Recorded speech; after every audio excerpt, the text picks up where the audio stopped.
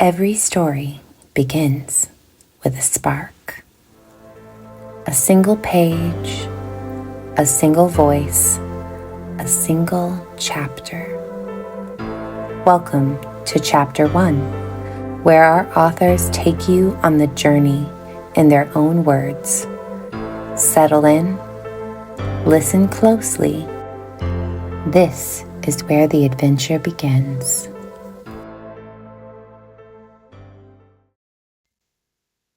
What's up, everybody? My name is Joseph Asphahani. I am the author of the book, The White Shadow. This book is Cyberpunk.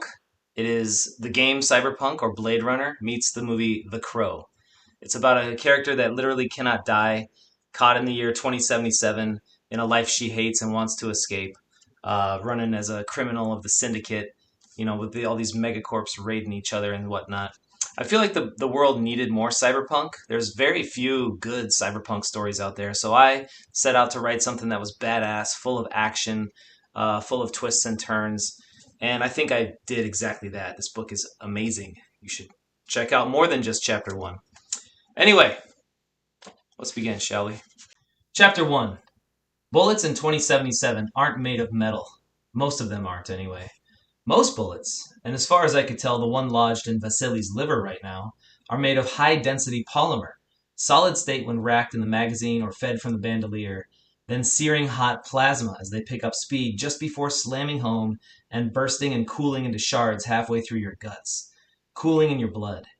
Not at all designed to leave exit wounds, only ruin and a corpse. I was panting, my back pressed against the chrome-polished wall of Inari's data vault. The sweat soaking through my best white shirt and my best black suit, dripping down the longer lock of black hair dangling in front of my face. Vas, you're still breathing. Whether I said it to reassure him or myself, I wasn't so sure. We're getting out of here, Vas. It wasn't the truth, but what else do you say to someone you know when they're dying? What feeling can you hope to create in them before they're gone? Did I actually care? I didn't want to care, but I couldn't stop looking at Vasily, hoping my words might do him some good. He sucked in a breath. It gurgled in his throat. He only got it halfway down before the reflexes in his lungs kicked the air back out. Blood stained his teeth, dribbled black from the corners of his mouth, and pattered onto his lap. Vas was a good-looking guy. Blonde, tight-bodied, tall. Not a mod, augment, or jack on him, far as I could see. I'd get into him, probably, if I was into guys at all. But now, I'd never get a chance to tell him. Now, he was just a fucking mess. He was slouched against the opposite wall, on the other side of the inner vault chamber, the wide-open corridor leading to the rest of Inari Corp's impenetrable information fortress between us. Our only way out. His only way out, actually. He wiped the blood on the sleeve of his brown suit, waist of fine linen. His voice was shallow, barely a whisper that rose over the Inari Sec comm chatter echoing from the corridor, but I heard him all right. Shin, you out? Out? What was that, an accusation? I hadn't told anyone. No, not true. I'd told only Ben. How could Vas know? Did Ben fucking betray me? Who else in the Syndicate knew? All the other guys in our cell were dead farther in the vault, churned to soup from the inside out by Inari-Sec's plastic fucking bullets. Had the cell told Vas? Who the fuck else knew that I wanted out? While the response stuck in my throat, I watched Vas lift his baby blue eyes to mine. With some effort, he smiled at me, then dropped his gaze to the revolver in my hand. That's when I knew what he really meant. Out, like out of bullets. I depressed the thumbprint lock, let the 8-chamber cylinder fall open, and counted its lone resident. 1 bullet. Antique. Metal. I once thought to fashion myself a real cowgirl with this heavy thing. Why not? Don't like who the world made you? Be someone else. Yippee-ki-yay. So fucking stupid. No, I'm not out. Not yet. The grating, open-channel comms chatter got louder, punctuated with rubber-soled thumps down the corridor. The whole floor was flooded with data cubes, or shards of them anyway, since our take had been shot to pieces along with Vas and the others. They were no bigger than a fingertip, very few still intact, glowing and sputtering a clean LED white like malfunctioning lanterns, a visual indicator that the corporate files contained on the nanodrives within were still functioning. This was supposed to be easy. A high-level job for sure if you were just some time fiend itching for the money to score your next hit, some off-grid no-name wastrel coming in off the street. But with the high-level recon and taps we'd had in place, raiding Inari's data vault was supposed to be yasashi, easy, a sake run. Our Syncell had been planning this for months. Fikes got the call on the last day of summer, and we'd done nothing else but work through the routines ever since. And for what? Who was on the other end of that call?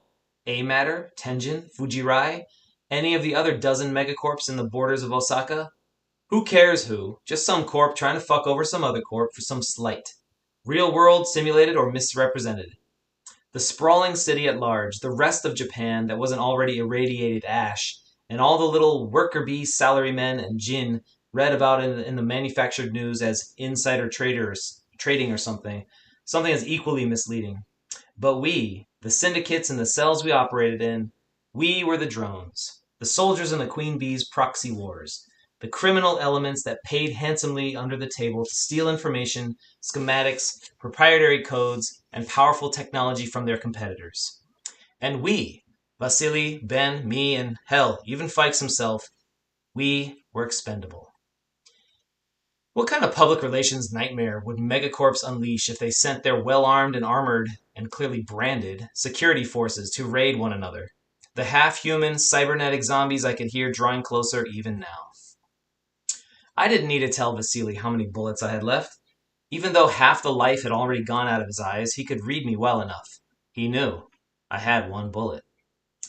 Get over here and do us both, you fucking cunt. On the end of that, I caught the edge of the Aussie accent he'd been trying to suppress. I hadn't gotten to know Vass well enough since I'd met him to bother asking why he wanted so badly to lose that part of his identity. I hadn't bothered to get to know anyone since signing up with the Syndicate, come to think of it. But Vass knew me well enough to know that I fucking hated it when the guys called me a cunt. Was he trying to goad me into blowing his head to pieces? Probably. But call it pity for a dying man, I didn't. Not right away, anyhow.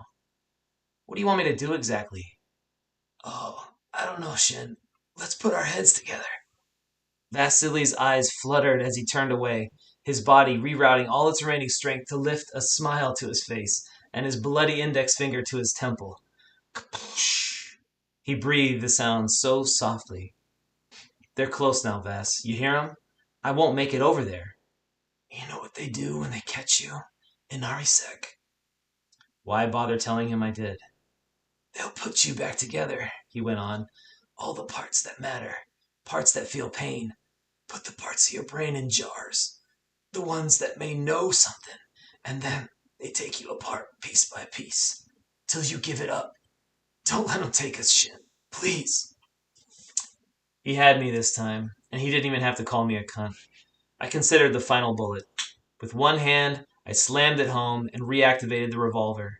Without even thinking, the other hand felt through my suit's inside pocket, my fingers finding the familiar object they were after. I'm sorry, Vass. The boots drew closer, then stopped. On the blueprints in my head, I saw the Inarisek squad parked against the massive steel door only 10 meters away.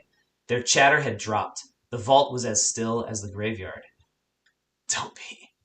He opened his eyes to tell me with more than his fading voice. I guess it was supposed to be some kind of moment for him.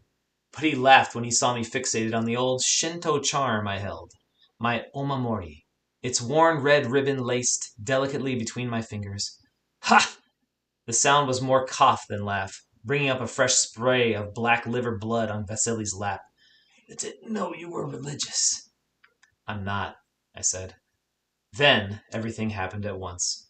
I squeezed the charm tight in my fist. I swung about. The revolver roared. The bullet lanced through Vasily's skull, pulping whatever parts of him Inari might have hoped to reconstruct. Before the trail of brains and blood had even drawn itself across the floor, before the resonant sound could even fully crash against my eardrums, the high-pitched tingling of this flashbang counted down as the final ping and exploded in a concussive white flood. Fuck it, I've had worse, I thought. I remember thinking that just before the rest. Then the bullets came. Polymer patented by Hachiman Technologies, Megacorp itself, the real Japanese god of war. They tore my body to shreds from the inside out. The pain was absolutely exquisite. The first rounds landed in my brain, the plastic shards blocking the neuronal pathways so completely that I couldn't even register the full sensation of the other rounds that riddled the rest of my flesh. Little stars were born in bright, hot spaces between my organs. Like I said before, there were no exit wounds. Amid the swirling smoke and the deafening gunfire, I assume my corpse must have dropped to the data vault floor. Amid the chaos that followed, I assume the boots drew up around the spot where the killing machines expected to find it. There must have been some kind of algorithm jacked into overload when neither the synthetic nor the organic halves of their brains could reconcile with the fact that I simply was not there. That's the end of chapter 1. All right. I hope you've enjoyed The White Shadow. This book is awesome. Check it out. Bye.